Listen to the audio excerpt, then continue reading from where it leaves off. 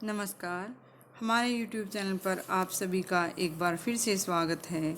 आज हम 8वीं कक्षा की पाठ्य पुस्तक रुचिरा भाग 3 का पंचदश पाठ है प्रहेलिका का हिंदी अनुवाद व अभ्यास समझेंगे। सबसे पहले चैनल को सब्सक्राइब कर लें और बेल आइकन को प्रेस करना तो बिल्कुल ना भूलें, ताकि आने वाली सभी वीडियो की नोटिफिकेशन आप तक आसानी से पहुंच सके। प्रहेलिका पहेलियाँ। अब देखते हैं पाठ का परिचय। पहेलियाँ मनोरंजन की प्राचीन विधा है। ये प्राय विश्व की सारी भाषाओं में उपलब्ध हैं। संस्कृत के कवियों ने इस परंपरा को अत्यंत समृद्ध किया है। पहेलियाँ जहाँ हमें आनंद देती हैं, वहीं समझ बूझ की हमारी मानसिक व बौद्धिक प्रक्रिया को तीव्रतर बनाती हैं। इस पाठ में संस्कृत पहेली बूझने की परंपरा के कुछ रोचक उदाहरण प्रस्तुत किए गए हैं। अब देखते हैं पहेलियाँ। पहेली संख्या 1 देखते हैं। कस्तूरी जायते कस्मात् को हन्ति करीणाम कुलम किम कुर्यात कातरो युद्धे मृगात सिंह प्लायते। कस्तूरी जायते, कस्तूरी पैदा होती है। कस्मात, किससे? कस्तूरी किससे पैदा होती है? को हन्ति करीणाम कुलम, कौन हाथियों के कुल को मार देता है। किम कुर्यात कातरो युद्धे, किम क्या, कुर्यात करना चाहिए, क्या करता है, कातरो युद्धे कायर व्यक्ति युद्ध में क्या करता है। मृगात हिरण से, सिंह है शेर, पलायते भाग जाता है। तो कस्तूरी जायते कस्मात, कस्तूरी किससे पैदा होती है? मृगात हिरण से। को हन्ति करीणाम कुलम, हाथियों के कुल को कौन मारता है? सिंह है शेर। किम कुर्यात कातरो युद्धे, और कायर युद्ध में क्या करता है? लायते भाग जाता है। एक बार फिर देख लेते हैं। कस्तूरी जायते कस्मात, कस्तूरी किससे पैदा होती है? मृगात हिरण से। को हन्ति करीणाम कुलम, कौन हाथियों के कुल को मारता है? सिंह है शेर। किम कुर्यात कातरो युद्धे, कायर व्यक्ति युद्ध में क्या करता है? पलायते भाग जाता है। पहली संख्या 2 देखते हैं। सीमंतिनीषु का शांता राजा को अभूत गुणोत्तम है, विद्वद्भिः का सदा वन्द्यः अत्रैवोक्तं न बुध्यते। सीमंतनीषु, नारियों में, का शांता, कौन शांत है, राजा को अभूत, राजा को कह जमा अभूत, कौन राजा हुए, गुणोत्तम है, गुणों में सर्वश्रेष्ठ राजा कौन हुए। विद्वद्भिः का सदा वन्द्या, विद्वानों के द्वारा सदा कौन पूजनीय है, पूजा के योग्य है, पूजी जाती है। अत्रैवोक्तम, अत्र यहाँ एवं इस प्रकार, उक्तम कहा गया है, न बुध्यते पता नहीं चल रहा। किसमें? इसी में होता है पता नहीं चल रहा, आपको छाटना है।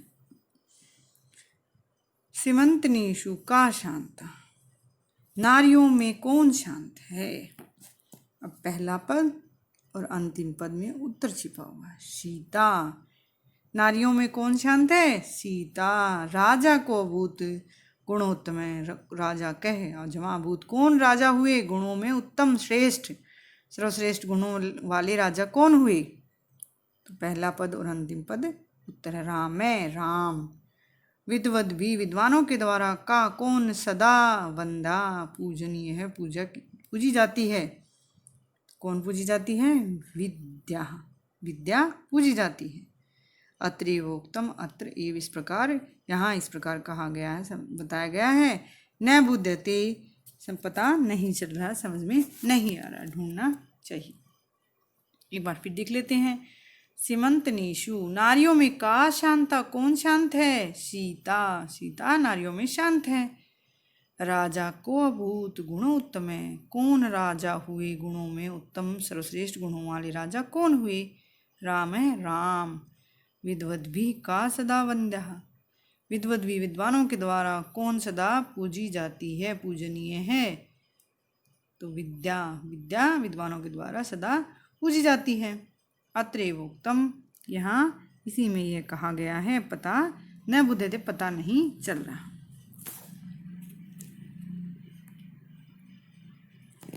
पहली संख्या 3 देखेंगे।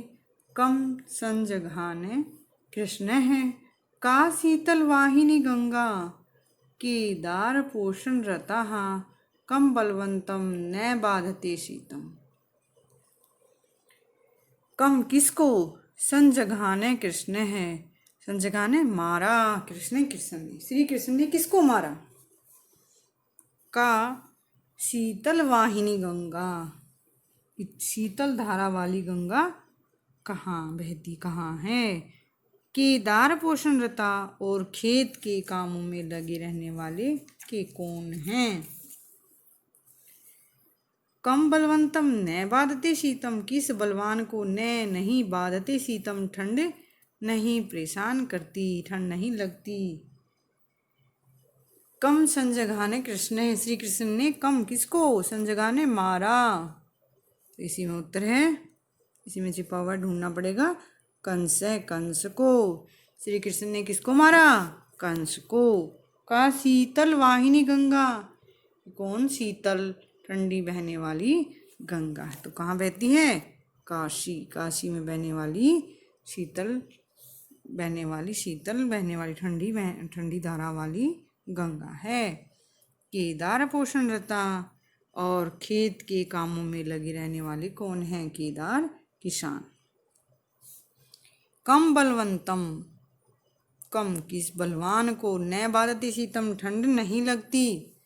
कम बलवंतम, जिसको कंबल लिए हुए व्यक्ति को ठंड नहीं लगती। एक बार फिर देखेंगे। कम संजघाने श्री कृष्ण ने किसको मारा, कंस है, कंस को। का शीतल वाहिनी गंगा, ठंडी बहने वाली गंगा कहाँ है। तो काशी, काशी में बहने वाली शीतल ठंडी बहने वाली गंगा है। केदार पोषण रता, कि कौन खेत के कार्य में लगे रहने वाले हैं, खेत में लगे रहने वाले कौन हैं, किसान। कम बलवंतम न बाधते शीतम, कम किस बलवान को ठंड नहीं लगती। कंबल वंतम, जो कंबल लिए हुए व्यक्ति को ठंड नहीं लगती। पहली संख्या 4 देखेंगे। वृक्षाग्रवासी न च पक्षीराज है, त्रिनेत्रधारी न च शूलपाणि, त्वग वस्त्रधारी न च सिद्धयोगी, जलम च विभ्रन्न घटो न मेघः। वृक्षाग्रवासी, पेड़ के अग्रभाग पर रहने वाला है। न च पक्षीराज है, और नहीं है पक्षीराज, पक्षियों का राजा गरुड़ नहीं है। त्रिनेत्रधारी, 3 नेत्रों वाला है। न च शूलपाणि, और त्रिशूल लिए हुए शिवजी भगवान नहीं हैं। त्वग वस्त्रधारी, छाल के वस्त्र पहने हुए है। न च सिद्ध योगी, और योगी नहीं है। जलम च विभ्रन्न घटो न मेघ, जलम च विभ्रत जमा न, जल लिए हुए जल से भरा हुआ है। न घटो, घड़ा नहीं है। न मेघ है, बादल नहीं है, ना ही बादल है। वृक्षाग्रवासी न च पक्षीराज, वृक्षा पेड़ के अग्रवासी, अग्रभाग पर रहने वाला है, पेड़ पर रहने वाला है। न च पक्षीराज, पक्षियों का राजा नहीं है। त्रिनेत्रधारी न च शूलपाणि, 3 नेत्रों को धारण करने वाला है। 3 नेत्रों वाला है। न च, और नहीं है, शूलपाणि, त्रिशूल हाथ में लिए हुए शिवजी भगवान नहीं है। त्वग वस्त्रधारी, छाल के वस्त्र पहने हुए है। न च सिद्ध योगी, और सिद्ध योगी नहीं है, तपस्वी नहीं है। जलम च विव्रत, और जल से भरा हुआ जल को धारण किए हुए है। न घटो, घड़ा नहीं है, और न मेघ है, बादल भी नहीं है। कि वृक्ष पर रहता है लेकिन पक्षीराज गरुड़ नहीं है। 3 नेत्रों वाला है लेकिन त्रिशूलधारी शिवजी नहीं है। छाल के वस्त्र पहनता है लेकिन सिद्ध योगी नहीं है। जल से भरा हुआ है, फिर भी ना घड़ा है और न बादल है। तो क्या होगा? सोचो क्या उत्तर होगा? नारियल। पेड़ के अगर भाग पर रहने वाला है और 3 नेत्रों वाला है, छाल के वस्त्र पहने हो तो ऊपर और अंदर नारियल भरा जल भरा हुआ होता है और घड़ा भी नहीं है, तो क्या होगा? नारियल। पहली संख्या 5 देखेंगे। भोजनान्ते च किम पेयम, भोजन के अंत में क्या पीना चाहिए? जयंत कस्य वै सुतय, जयंत किसका पुत्र है? कथम विष्णु पदम प्रोक्तम, कथम कैसे विष्णु पदम मोक्ष या स्वर्ग प्रोक्तम कहा गया है? मोक्ष कैसा कहा गया है? तक्रम लस्सी, शक्रस्य इंद्र का, दुर्लभम दुर्लभ। भोजनान्ते च किम पेयम, भोजन के अंत में क्या पीना चाहिए? तक्रम लस्सी छाछ, भोजन के अंत में क्या पीना चाहिए? तक्रम छाछ।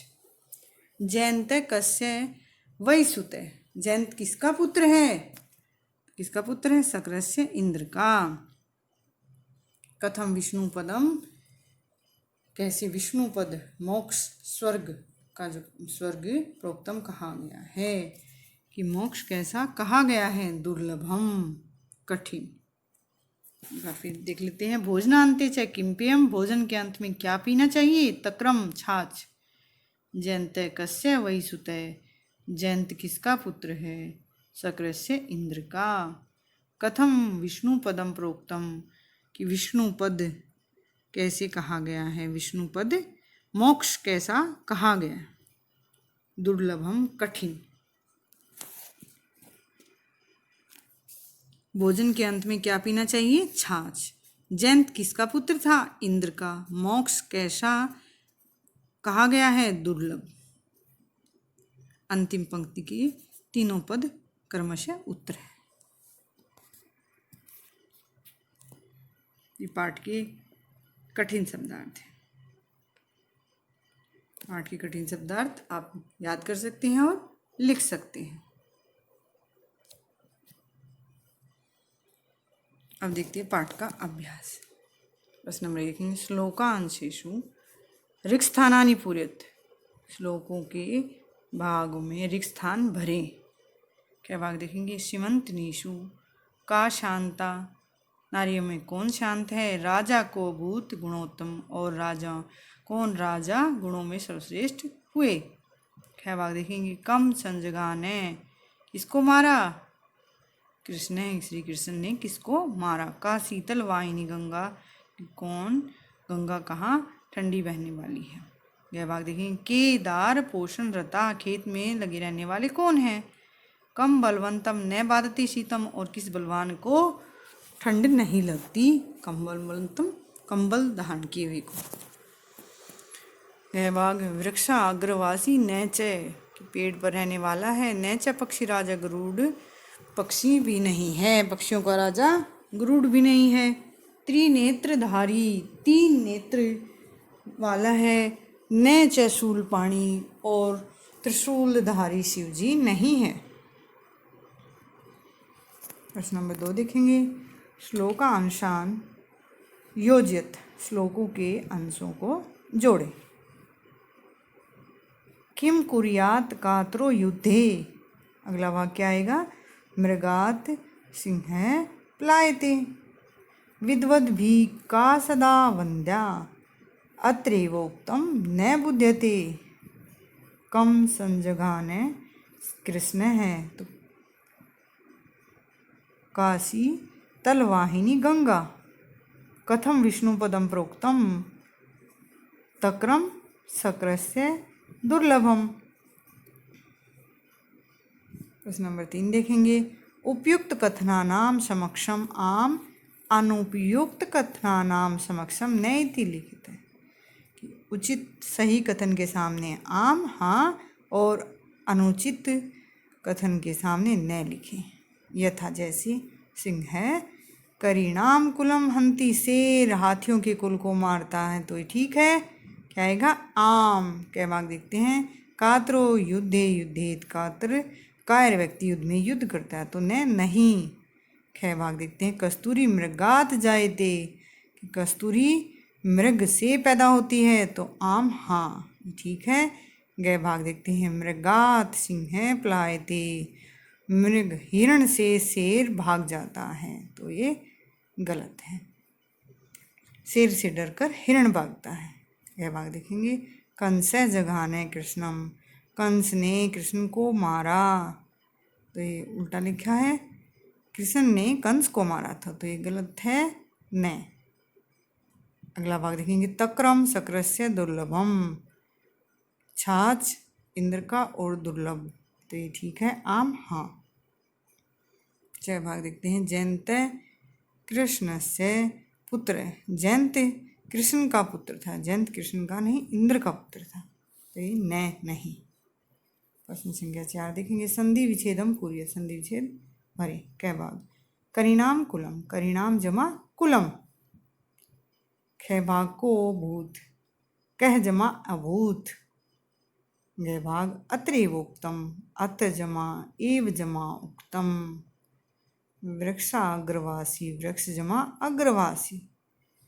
त्वग वस्त्रधारी, त्वग जमा वस्त्रधारी। छह भाग देखेंगे, विभ्रन्न, विभ्रत जमा न।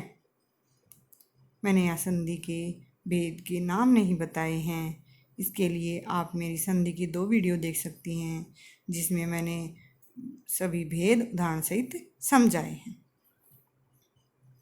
प्रश्न नंबर 5 देखेंगे, अधोलिखितानां पदानां लिंगम वचनम विभक्तिम लिखते, नीचे लिखे हुए पदों का लिंग, विभक्ति और वचन लिखें।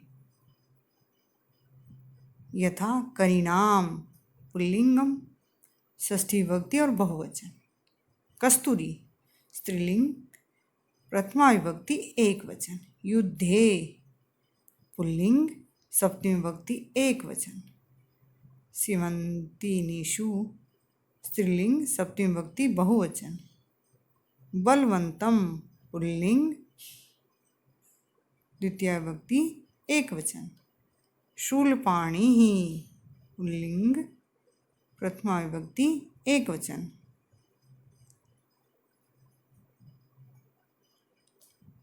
शक्रस्य पुल्लिंग, षष्ठी विभक्ति एक वचन। प्रश्न नंबर 6 का ए भाग देखेंगे, विलोम पदानि योज्यत, विलोम पद जोड़ें।